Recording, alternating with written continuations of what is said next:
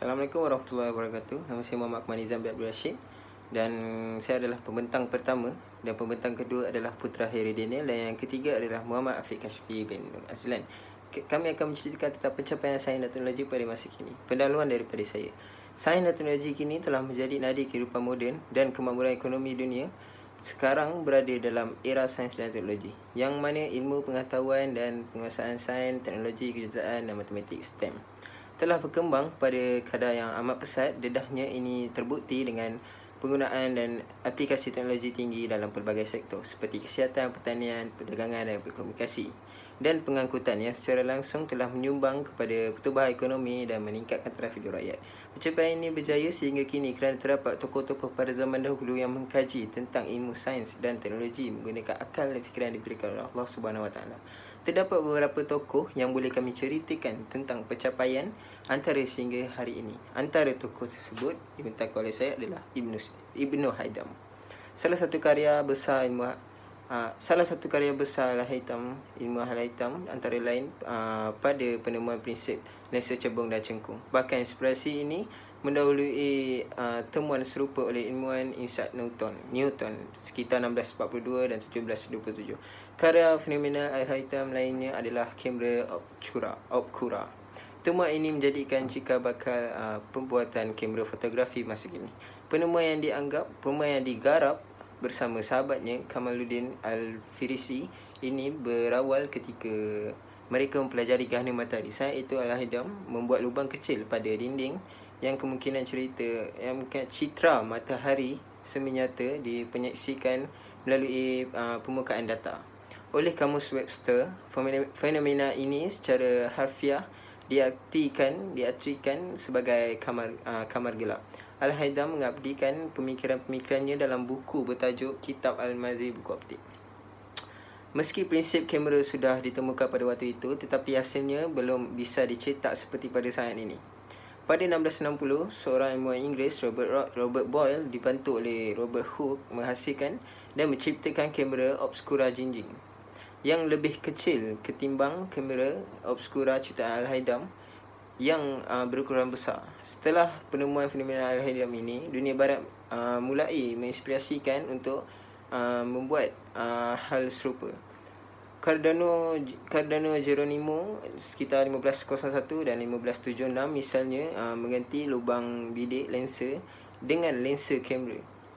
Kemudian Joseph Kepler 1571 dalam sekitar 1630 merupakan ia meningkatkan fungsi kamera dengan menggunakan lensa negatif di belakang lensa positif sehingga dapat membesarkan penyaksi gambar. Kemudian Robert Boyle 1627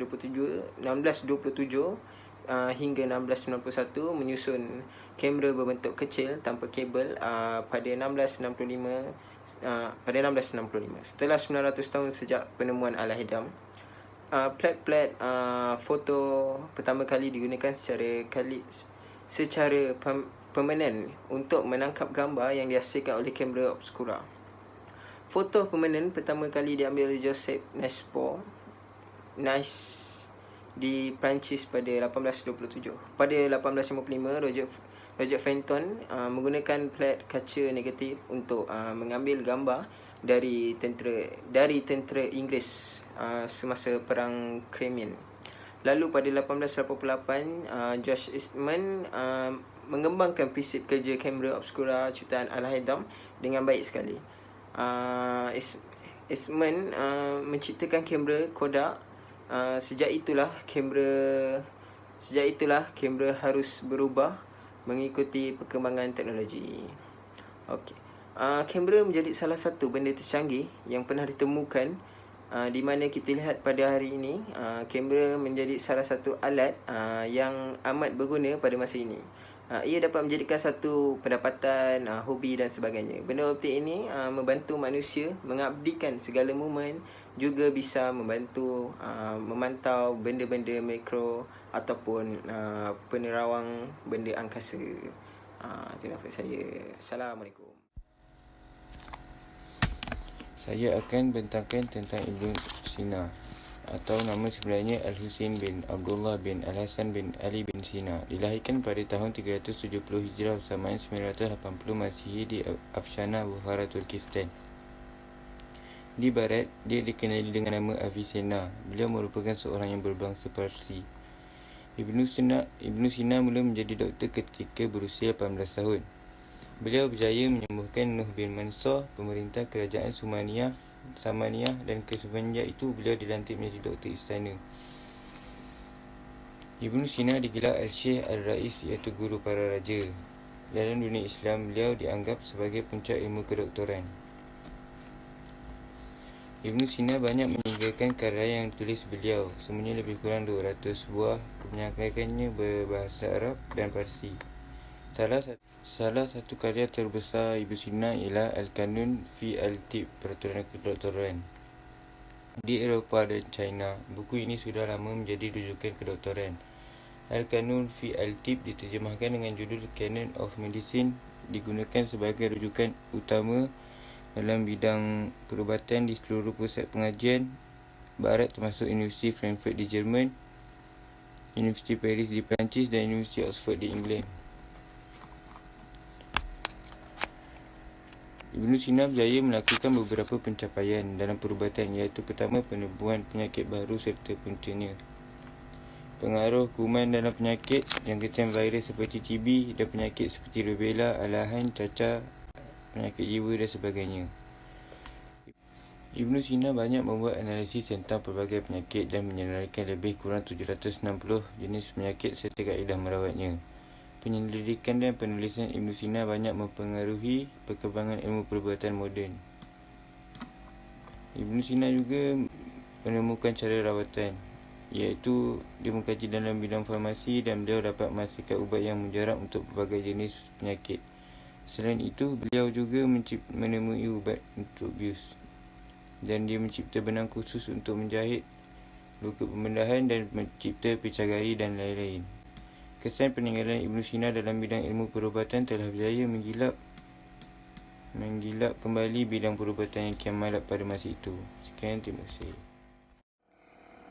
Assalamualaikum dan selamat sejahtera. Hari ini saya akan bercakap tentang salah satu tokoh Islam dalam bidang sains dan teknologi, iaitu Ar-Razi. Ar-Razi atau nama sebenarnya Abu Bakar Muhammad bin Zakaria Ar-Razi lahir pada tahun 236 Hijrah bersamaan 850 Masihi. Sesetengah pendapat mengatakan bahawa beliau lahir pada 1 Syakban 251 Hijrah bersamaan 865 Masihi. Beliau anak kelahiran bumi Iran, iaitu Dire dekat Tehran, merupakan seorang tokoh falsafah yang masyhur pada kurun ketiga Hijrah. Ar-Razi merupakan seorang tokoh falsafah Islam yang banyak menimbulkan kontroversi dalam bidang ilmu falsafah. Sikap dan pemikirannya dikatakan cenderung kepada pemikiran dan teori ahli falsafah Yunani kuno seperti Plato. Oleh sebab itu, ramai dalam kalangan ahli falsafah Muslim yang mengecamnya. Mereka tidak bersetuju dengan sebahagian pendapatnya yang pro-Platonism. Walau bagaimanapun, Ar-Razi tetap diletakkan dalam senarai ahli falsafah Muslim yang terkemuka sehingga ke hari ini. Sumbangannya yang besar dalam bidang perubatan dan kimia sangat berharga kepada generasi selepasnya. Manakala dalam bidang falsafah, Ar-Razi memberi sumbangan besar dalam menghuraikan falsafah logik, metafizik, moral dan kenabian dengan cara rasional dan harmoni. Oleh sebab itu, Ar-Razi terkenal sebagai seorang ahli falsafah yang rasional dan murni. Ar-Razi merupakan antara tokoh yang produktif dalam lapangan penulisan. Hal ini terbukti dengan banyak hasil karya beliau ditemui termasuk yang sudah hilang. Tidak kurang daripada 200 buah karangan termasuk buku, majalah dan surat-surat telah dihasilkan oleh Ar-Razi dicatat oleh para pengkaji. Karya-karya beliau banyak membincangkan persoalan falsafah, perubatan, sains, ketuhanan, Al-Quran, ilmu kalam, bahasa Arab, fiqh dan usul fiqh, geometri dan sejarah. Kemasyhuran Ar-Razi bukan sahaja menjadi kebanggaan kepada dunia Islam, malah ketokohan dan kepakaran beliau turut diakui oleh dunia barat. Hal ini terbukti dengan banyak karya-karya beliau telah menjadi rujukan dan panduan dunia barat terutamanya dalam bidang perubatan, sehingga kini karya-karya Ar-Razi masih digunakan. Penemuan Ar-Razi berkenaan sakit campak cacar tulen atau dikenali sebagai smallpox dan campak biasa turut menjadi bahan rujukan perubatan di dunia barat, malah turut diulangi penerbitannya beberapa kali sehingga abad ke-18 Masihi. Kedua-dua karya ini juga merupakan sumber kurikulum tradisional di kalangan para pengamal perubatan Islam. Ar-Razi turut memberi sumbangan yang besar dalam bidang kimia dan terhasilnya kitab Al-Asrar, iaitu dikenali sebagai The Book of Secrets. Buku ini telah diterjemahkan ke dalam bahasa Latin dan merupakan sumber utama maklumat bahan kimia sehingga ke abad ke-14 Masihi. Antara lain kejayaan Ar-Razi dalam dunia perubatan ialah penemuan rawatan kepada penyakit cacar dan pengasingan alkohol dalam penghasilan antiseptik. Itu sahaja daripada saya. Terima kasih.